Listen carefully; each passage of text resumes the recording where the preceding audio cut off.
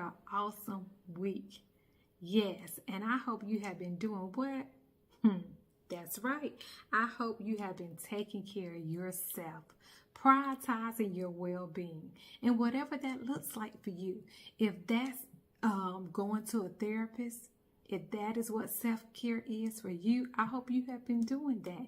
If that's taking a walk, if that's just being quiet, if that's writing in your journal, if that's exercising, if that's taking a Care-Cation, whatever that looks like for you, if that's spending more time with God, to align yourself to His word, to let Him know how grateful you are of all He's done for you in this journey and all that He's going to do for you in the future.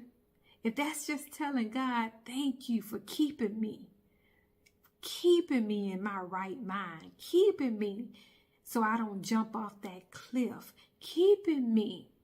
If that's just you spending time with God, letting Him know how good He is in this journey just for you, then I hope you have been doing that. Okay?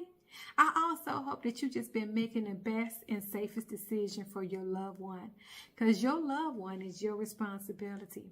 So whatever decision you make for your loved one, that's your business. Okay? And I also hope that you've been maintaining your support system, that you have an awesome support system. Maybe you need to reevaluate your support system for this fall season.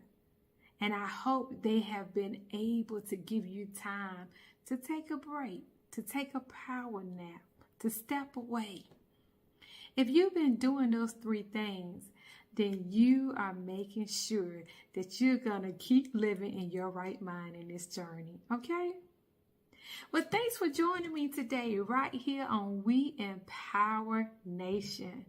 I have been enjoying broadcasting and just giving you good tips and providing you with some awesome guests to share with you their knowledge and expertise and experiences. And on today, I'm going to give you some tips to help you prepare to take your fall Care-Cation. Okay? Isn't that good? Just like a vacation, just like we're so ready in the spring and summer to get on that plane or get in that car and go somewhere, don't forget about the fall. Hey, the fall is a beautiful season. Yes, the leaves are falling. Hey, it's time to put on those boots and those scarves. Yes, honey. Put on those hats. That's right. So don't forget about also being able and preparing yourself to take a fall Care-Cation. That's what we call our vacations over here and keep living in your right mind for family caregivers and supporters. We call it a Care-Cation. So let's jump into some tips for you to prepare for your Care-Cation. And the first tip, I want you to just thank God in yourself for having the wisdom. Yes, for being wise. Yes, for making sure that you're taking care of yourself and that you decided to take a Care-Cation. So praise God and pat yourself on the back to say, hey, I am in my right mind enough to know that it's time for me to take a break and that is okay. That's your number one tip, okay? To just thank God and thank yourself for saying, hey, it's time and it's okay to take a Care-Cation. Isn't that good?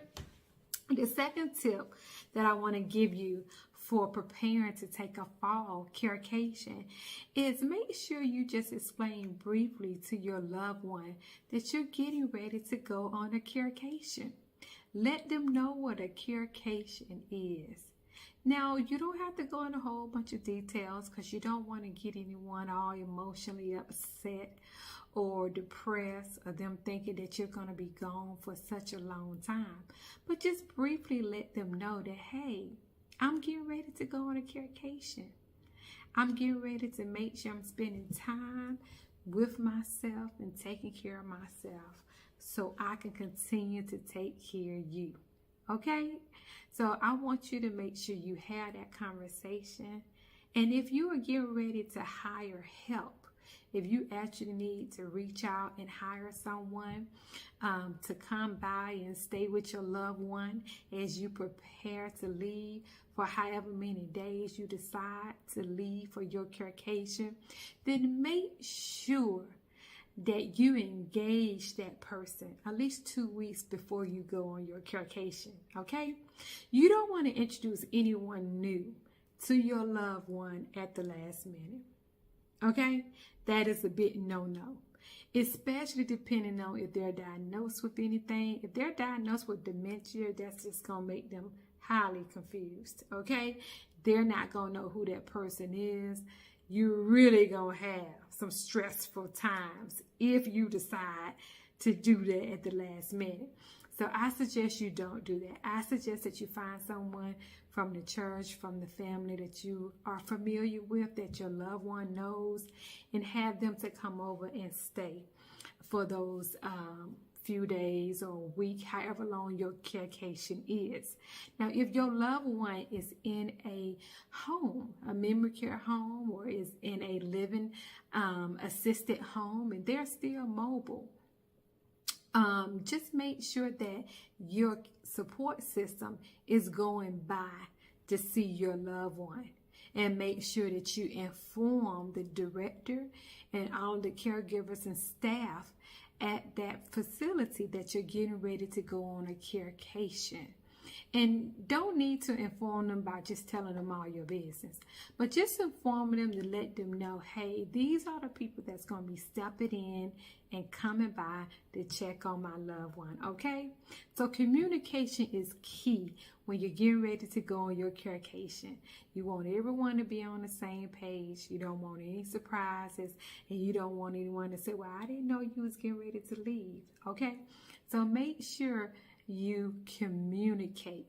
In addition to that, that means also you need to communicate to your family, to your immediate family, to your siblings. You need to just let them know, hey, I'm getting ready to go on a Care-Cation, getting ready to take care of myself. I'm packing my bags, and I need your help.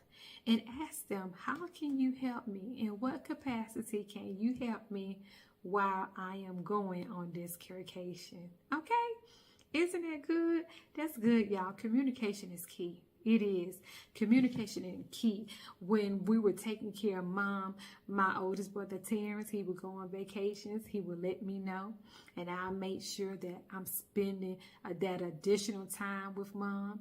I would take my lunch break sometime and go see Mom in the afternoon, which was really his time when he would go. But because he was on vacation, I would make sure I'll go, remain visible. I'll continue to go in the evenings, which were really my time anyway. But I was making sure that her routine did not change. The people that she was used to seeing, her family, did not change just because we were taking vacations. I thought that that was very important that they allow her to not become stressful, to not become confused, and that in addition, help the staff. You know, she wasn't confused. She wasn't causing them to call me and say, hey, Genea, your mom is confused. Looks like she got off her routine of seeing her family showing up. So we didn't have those particular issues because we communicated and we planned. That is key when you're going on a Care-Cation, okay? The third or fourth item, I don't know where I'm at, bless my heart, is to make sure that even all this communicating and all this planning, that you document the care routine. So if you have a documented care routine, make sure you get that out. Make sure you go over that and make sure you modify it as needed. Because some things may have changed since you created that care routine and that care plan.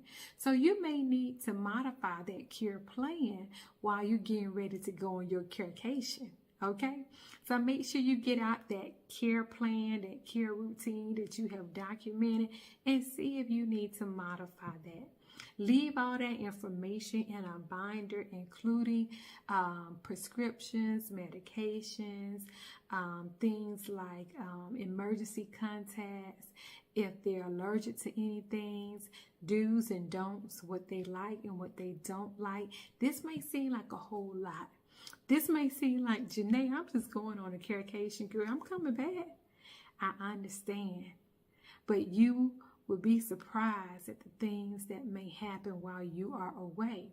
So what I don't want to happen, I don't want you to go on a Care-Cation, and then while you're on your Care-Cation, you get a phone call or you get messages asking you all these questions that you could have prepared and left documented in this binder and communicated before you left. But if you don't do this while you're on your Care-Cation, you're going to get interrupted. And you're going to feel like, man, I thought I was taking a Care-Cation. And here I am trying to see about myself and seeing about my loved one while I am away. And that was not your plan. So it may sound like a lot, but I'm telling you, you must do these things. These are some great tips. In addition to this, let your loved one's primary provider inform them that you're also taking a Care-Cation. And this will really help if you have emergencies where they need to be taken to the emergency room, to the hospital or so forth.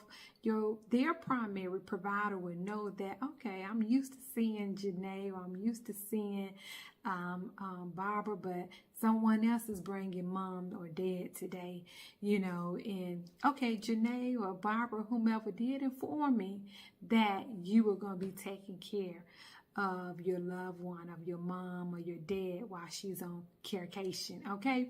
So it's just good to have that open communication. And again, it's not to be telling people all your business, all your details, but just to have that open communication on record that, hey, these are the things in place. These are my POA documents, for instance. Hey, this is our policies are in this particular folder. These things need to be discussed. You need to have someone in charge just in case the information is needed, okay? And this is not to stress you out, to say, oh Lord, what's going to happen while I'm on my Care-Cation? No, this is just to help prepare you, okay? The fifth thing that you need to make sure you do is that you set up and you test this before you leave.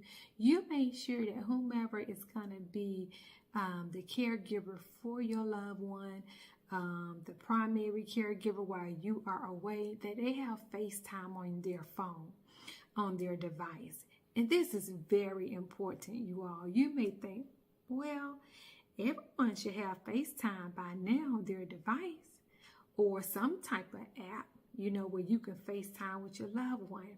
But you may find yourself in a stressful situation. You may not think about this at the moment. In that stressful moment, something may happen.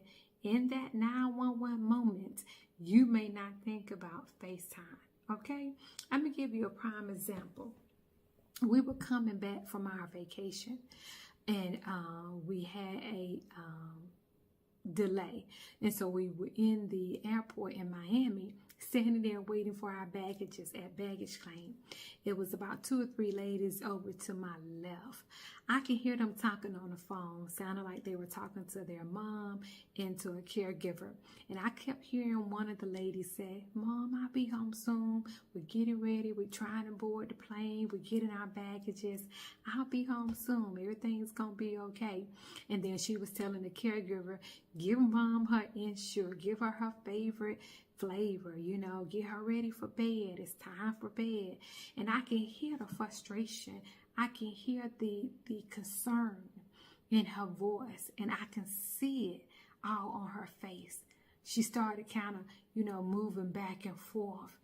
And I just kept watching and listening, okay? Some may say, okay, Genea, you was being nosy. No, I have such a passion for caregivers and loved ones that I just always want to help. So in that moment, I say, you know what? They need help. They really need help. So I motioned over to one of the ladies and just said, hey, excuse me. I said, do you all have FaceTime? And she said, yeah, we have FaceTime. I said, tell her to use FaceTime so her mother can see her and she can see her mother and she can see the caregiver. And she said, okay. And so they walked over to the side and got on FaceTime.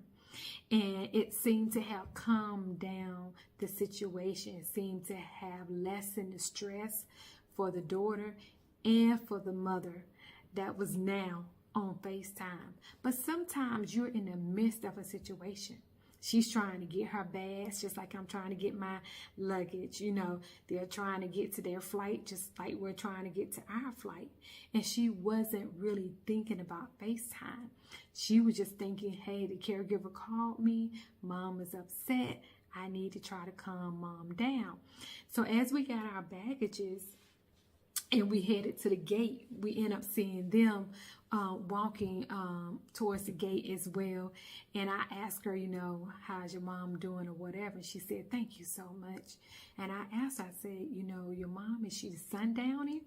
And she said, yes, she is. She said, I'm going through this with my mom and my dad. And I thought, oh my goodness, you know, to be experiencing this with two parents at the same time, that's a lot. That's a lot on one person, you know, but it looked like and sounded like that she had a good support system.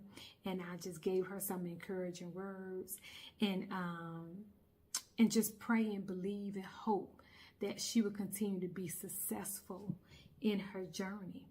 But sometimes we just don't know what to do in that moment.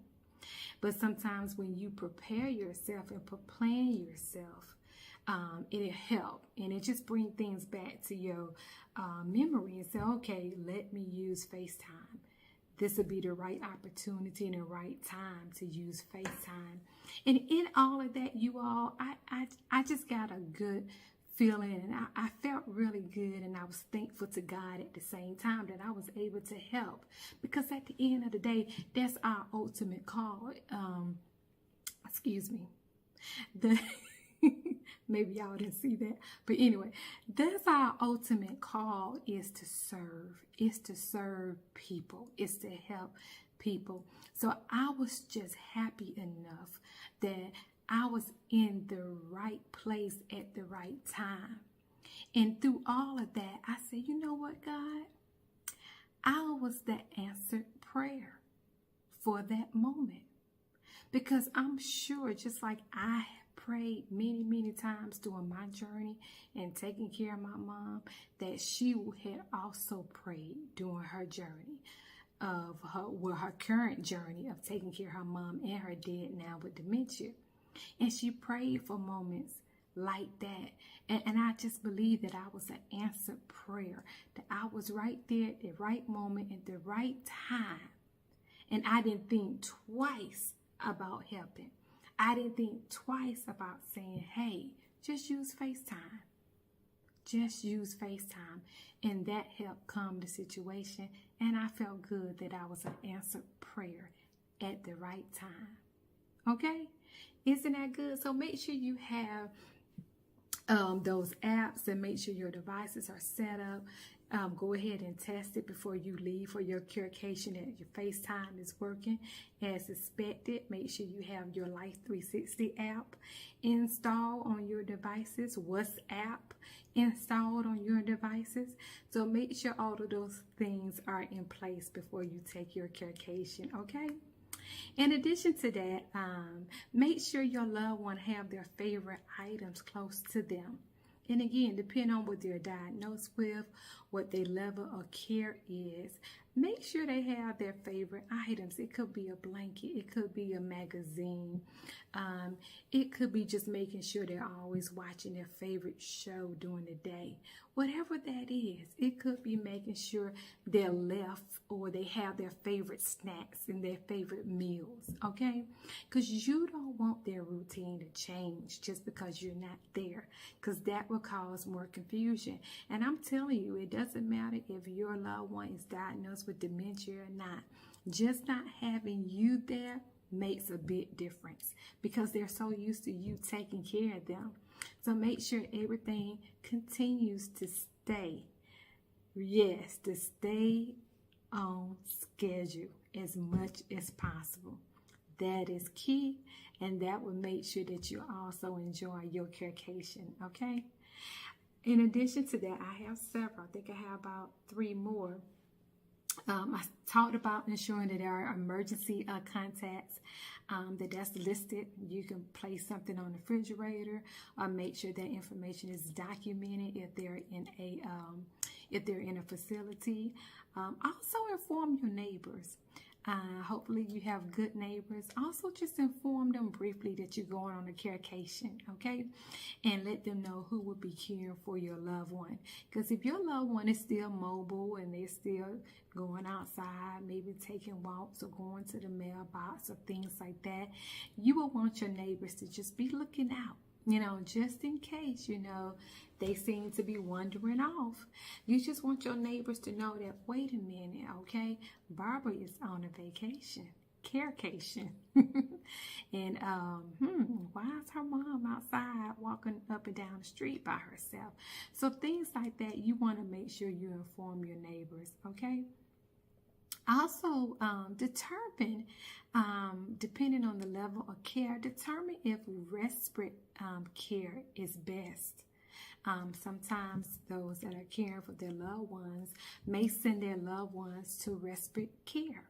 So you can always go to ARP/caregiving, and there are several tips and resources for you to determine if respite care is best for you and your family, okay? Also inform your financial institutions that, hey, you're getting ready to travel, okay? That means your banks, wherever you bank at, inform them, because most of the time we have our notifications set up in case there seems to be some fraudulent activity, but make sure you're doing that for all of your accounts. If you are also a authorized user on your loved one's accounts, make sure they know that you're traveling, that you're getting ready to travel, okay?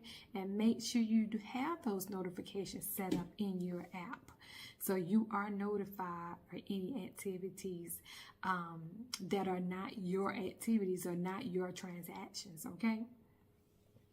Also make sure that your caregiver understands the daily routine to follow, that you ask them if they have any questions. Don't just go over the routine with your caregiver, the one that's going to be caring for your loved one. Ask them if they have questions. Ask them to review it ahead of time and let you know, hey, what questions they may have, if they need anything explained to them that they may not understand, okay? This will also lessen any frustration and also make sure that you have an awesome Care-Cation, okay? And at the end of the day, you all, your support system, your family, your caregiver, the staff at the facility, at the end of the day, they all know how to call 911, okay? So without hesitation, you give them that assurance as well, that, hey, if anything happens that is a 911, then call 911. Don't hesitate. Don't think twice.